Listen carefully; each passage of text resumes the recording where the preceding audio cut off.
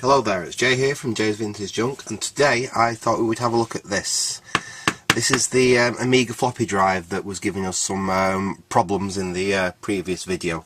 If you remember that Amiga 500 Plus motherboard, we got it to the point where we could get it to read files off a USB floppy emulator, but when we tried this disk drive, it failed to load the disk. Now, I had previously tried this in my Amiga 500 and it did then read disks, but that isn't to say that it now reads disks. There really hasn't been that much done to it. I can't actually remember whether I've cleaned the heads in this or not. I don't think I have. I think it was my 500 drive that I cleaned the heads in. That's the last one I went into, and then in my 1200 I cleaned the heads in that one recently. But so I don't think I've actually cleaned the heads in this or done anything to it. I just tested it and it worked. Now, one of the issues that these can suffer from, as well as dirty heads, which is part of the course, is, I don't know if you can see it here, but you've got a little switch here. Now if I put a disc in, if you watch, it pushes down that switch there, and one side of that switch senses whether the disk is right enabled or not, and the other half of the switch actually senses whether there's a disk in the drive, so it can start the motor spinning in it trying to read the disk. Now, it could well be that that has got a little bit intermittent and it's not sensing that there's actually a disk in the drive every time you put a disk in. So we're going to split this down. We'll open it up, we'll give it a good clean out, we'll clean the heads on it, and we'll give that little switch there a shot of switch clean and see if we can make it any improvements on it, and then we will give it a try. I have got a known, tested, working disc here. I've just tried this disc in 3 separate Amigas. I've just booted it in my Amiga 500, in my Amiga 1200, and in an Amiga 600. So this disc definitely works in 3 different Amigas. So if it won't boot this disc then after we've done all the cleaning, I think this drive's probably done for. There is other things we can try on it. We might have a look at some of the capacitors on it and things like that before we completely give up on it. But without further ado, we'll get into this. We'll open it up, we'll give it a clean out, and then we'll give it another try. It's fairly simple to actually work on these. I mean, a couple of screwdrivers is really all you need. So let's get the screws out of it. And it's a chin-on drive, this one. I think a lot of them were chin-on drives, and they're not badly made. They're not badly made drives. It'd be nice to see if I can find a date on it, see whether it was the original drive in the computer or not. The 3 screws, I think, to take the case off this thing. Let's have a look here now. Yeah, the drive just slides out of the case like that, nice and easy. Let's see what we've got here. Well, we've got a lot of plastic, so it actually looks really very clean in there if we look. It's not dirty at all. But we will give the heads a clean. Like I said, we will spray a little bit of switch cleaner on there, and I think we'll just put a little bit of grease on anywhere that needs some grease, and just give it a quick once over. Just make sure we're absolutely happy with it. Yeah, I think that's what we're probably the best thing to do, and then we'll give it another try. So first thing I think we'll do is give them heads a clean. So a cotton bud, and somewhere there should be my isoprop. Where is it? What have I done with it? Oh, there it is.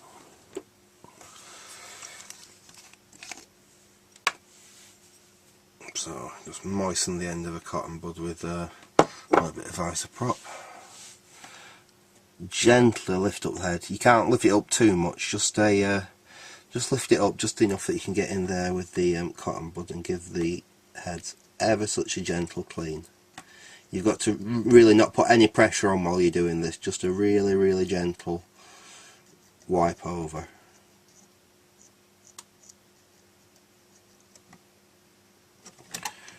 And I think we'll just have to lift it just so we can get to the top head.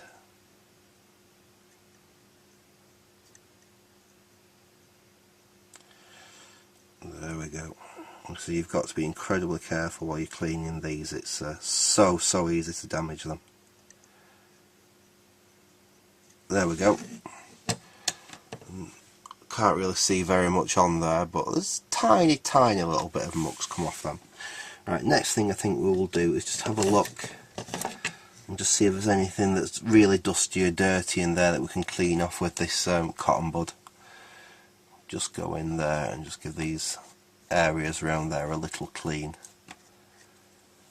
But even they're pretty clean in this one. It's actually a very clean drive. I wonder if I may have been in here to clean it previously, because it is incredibly clean.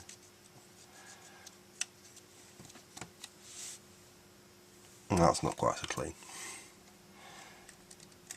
Give that a bit of a clean there, in there. Just move the head forward.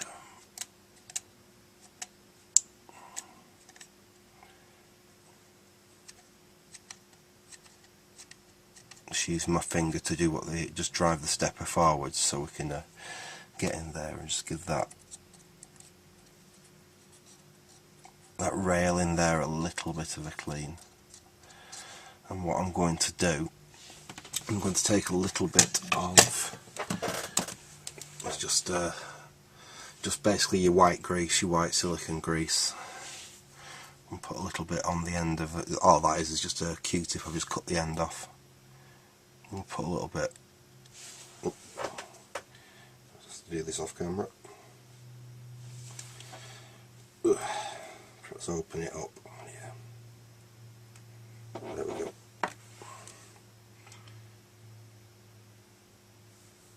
Just got a little bit of grease on the end of that there. And we'll just put a tiny little bit on that rail down there, and a little bit on that worm drive, a little bit more on that rail down there, and that will just, as they move backwards and forwards, I'll just put a bit of fresh lubrication on them. While we've got it out, let's just get a scrap disc. Just put a scrap disc in, just have a look at the mechanism moving. That's absolutely fine actually. We can just put a little bit of that grease just on these runners.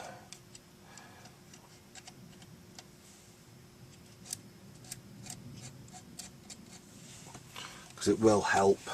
It's not 100% essential this, but anything that's going to reduce friction, and this stuff's safe for plastic, so it's not a problem. Anything that will help reduce friction's got to be good.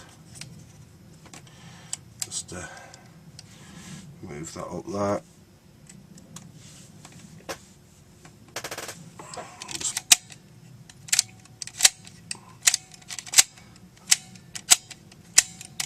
That's feeling a bit better.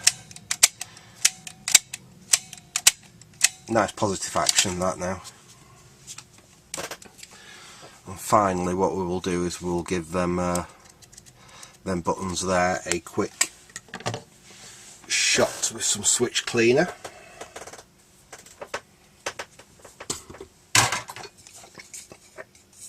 Just a little bit of switch cleaner in there.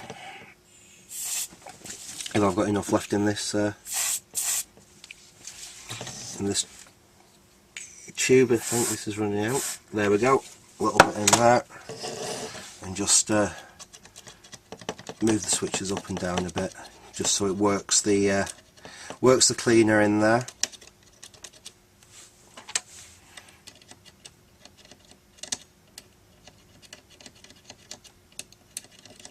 And hopefully we can just try perhaps just dribbling a little bit in from there, dribble a little bit in from the back as well.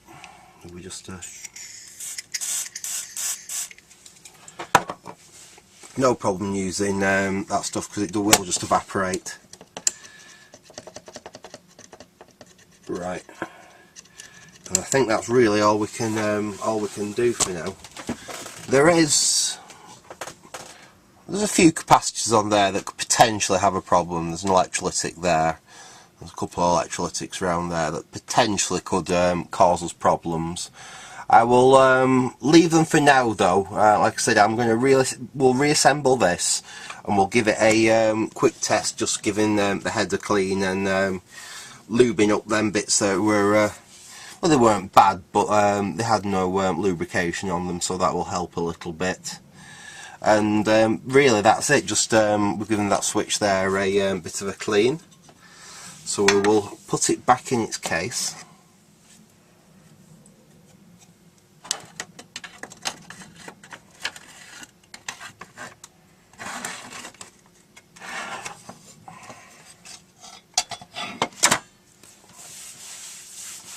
But grease is great stuff, but it does go everywhere. That's the only problem with it.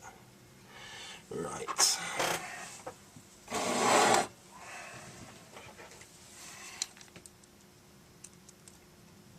Let's see here. Oops.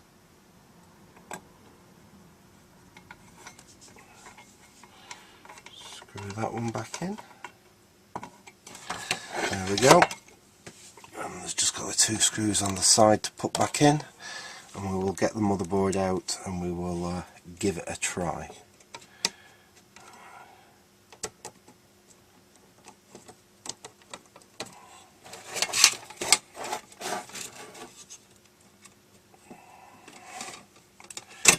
Oops. Let's see if I can get these to line up again. These have been a little bit tricky.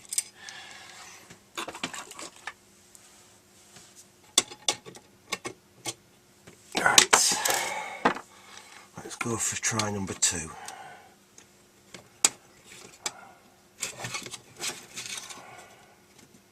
Ah, there we go. I can see that lined up with the hole now. Let's hope it will go in.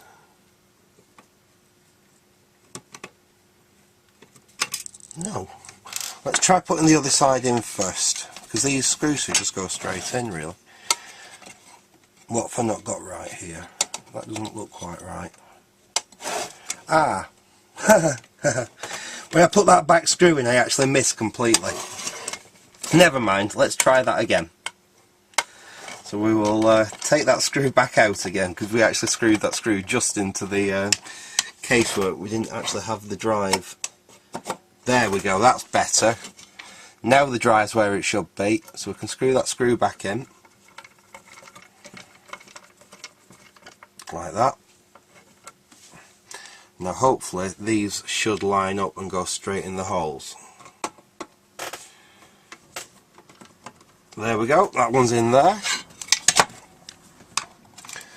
So it does help if you get things lined up first time round. There we go, that one's in there. Right, so let's get the motherboard out. Let's just put the lid back on the ice epoxy. I don't want to knock that over, because I knocked my flux over the other night and had liquid flux all over the floor, which wasn't much fun to clean up. Right, let's get the motherboard back out. So here's the motherboard, and we will just get all this plugged in. So we've got power in there, we've got video in. I'm even going to connect audio up, because there's a crack throw on this disc, so we can actually see whether the audio does anything. So there we go. Let's plug the mouse in, and let's connect the disk drive up.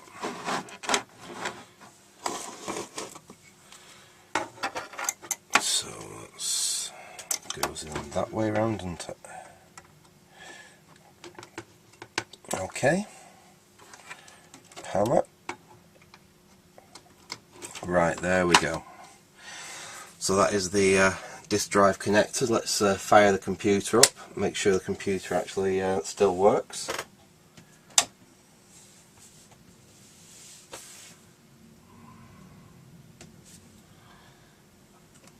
Hopefully that should still work.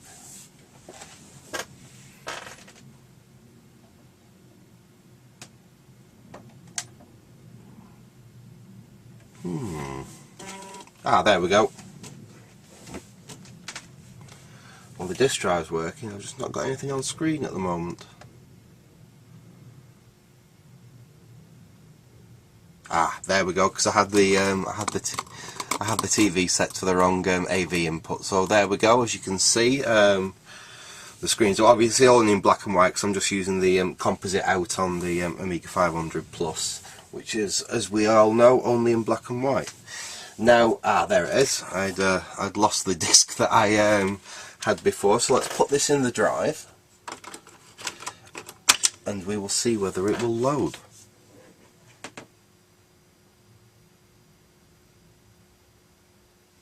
Nothing yet. Let's try it again.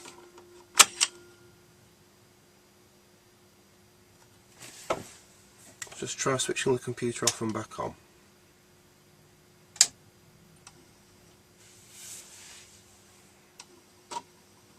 There we go. Oh, look at that.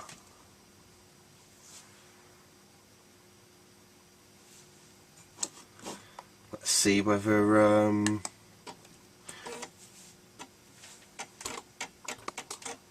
that sounds a bit more healthy, doesn't it?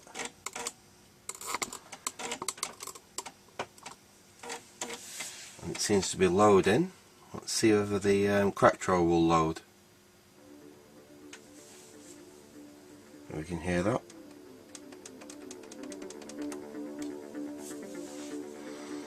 So yeah, we seem to have got that disk drive working again. Let's just try that one more time. I'll just obviously I have no keyboard or anything connected, so I can't do very much. So let's just shut off a second. In fact, I've got the keyboard here, so I'll just connect the keyboard up.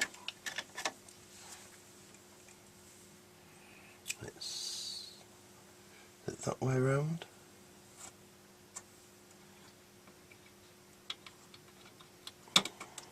I think it's that way around. Hope it's that way around. I'll have to hold the keyboard in this instance, I think. Nope, I think I plugged the keyboard in the wrong way around. Let's swap that over.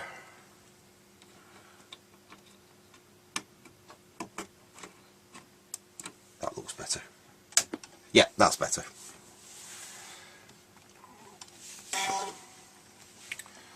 So once again, we've got it to load that way. All I want to do is just try Control Amiga and Amiga and see if I can get it to reset and see whether it'll try and load the disk again.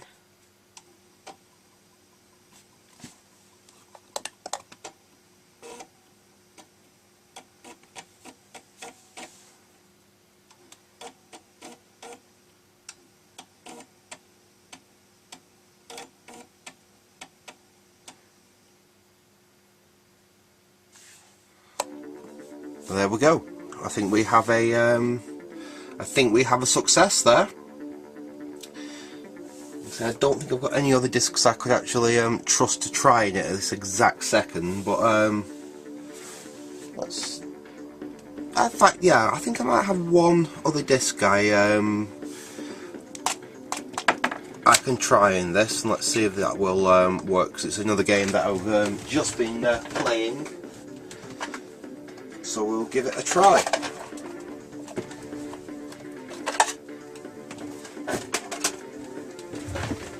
Yeah, we've got Mega Fortress here. It's a 2-disc game. It's one of these games that really you want to load from a hard disk, because it's an absolute pain in the backside, or at least from 2 disk drives, because it's a pain to play with one disk drive. Let's see if it'll load. Just reset the Amiga.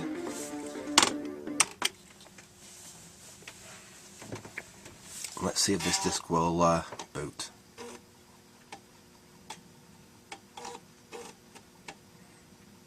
So this did load in my Amiga 600 just earlier today, so it looks like this is going to work as well. Don't worry about that, that's just corruption in the hack of the game.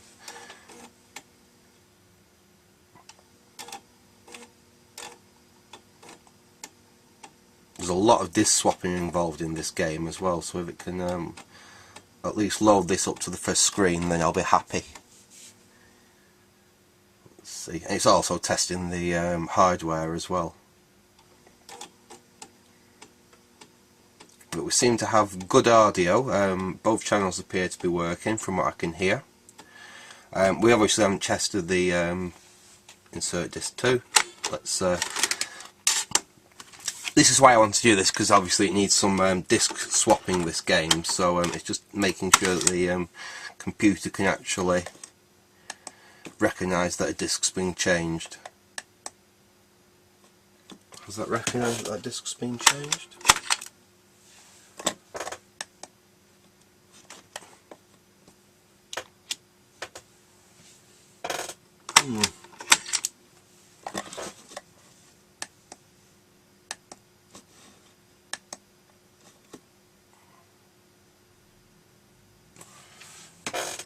We may still have a problem with this then. Let's try that again. Or it could be this game. Let's give that another go.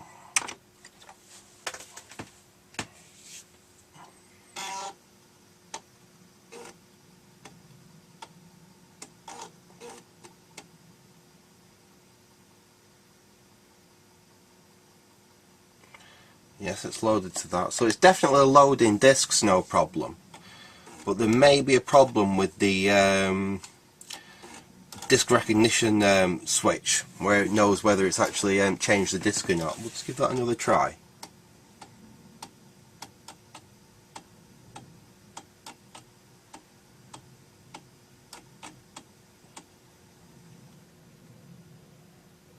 Let's see what comes up now. Hopefully it should just ask for disk 2 again, and let's see whether it actually recognises that disk 2 has been inserted.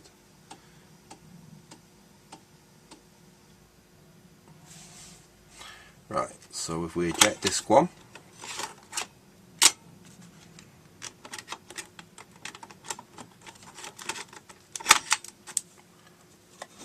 that's disk 2 in, hit retry, hit enter. So it looks like we may actually have a definite problem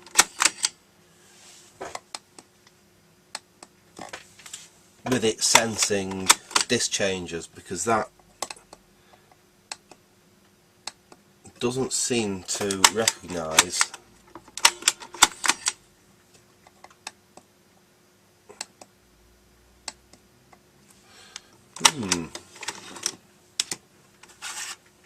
Try this one again, see if anything.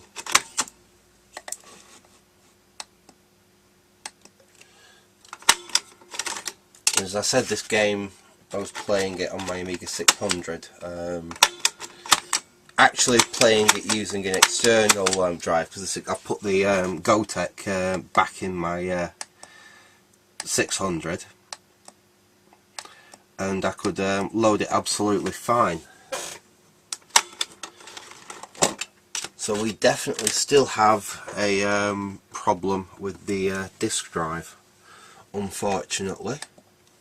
Well, we don't always have a success, so there is definitely still an issue with this disk drive. I'm guessing that that switch is not working properly. Unfortunately, you can't really open them switches up to clean them out. They're just too fiddly to open up and do anything with.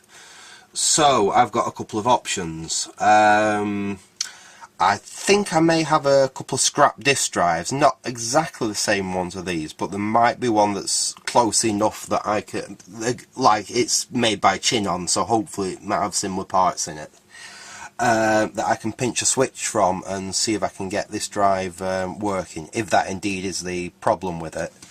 The other thing we could possibly look at doing is installing that in it. Now this one is straight from China. This needs flashing with the Cortex firmware before it'll actually work on an Amiga. So that's another video I could possibly do. But yeah, we could look at perhaps fitting this. or we look at getting this drive working, or possibly getting a replacement. I didn't really want to spend that much more money on this project, because I mean I've already spent money on the new Gary chip for it. I've spent money on the A500 motherboard that I bought, which I haven't actually used, seeing we managed to get this 500 plus board working. So like I said, I'm a bit reluctant to spend that much more money on it, but we'll see if we can get this drive working. If not, then we'll possibly think about going with the GoTech drive. But I'm going to leave it at that for now. So like I said, you can definitely, well, at least you've actually seen it load software from a disk, which is better than we've done so far. We now know that the audio on it's working okay. It obviously, the mouse pointer's working okay, so that side of it seems to be working alright. So we seem to be getting there, like I said, a little bit slower than I was hoping. I was hoping that that would fix the drive, but like I said, obviously we still do have some issues. So I'm going to leave it at that for now. So thanks for watching, and goodbye.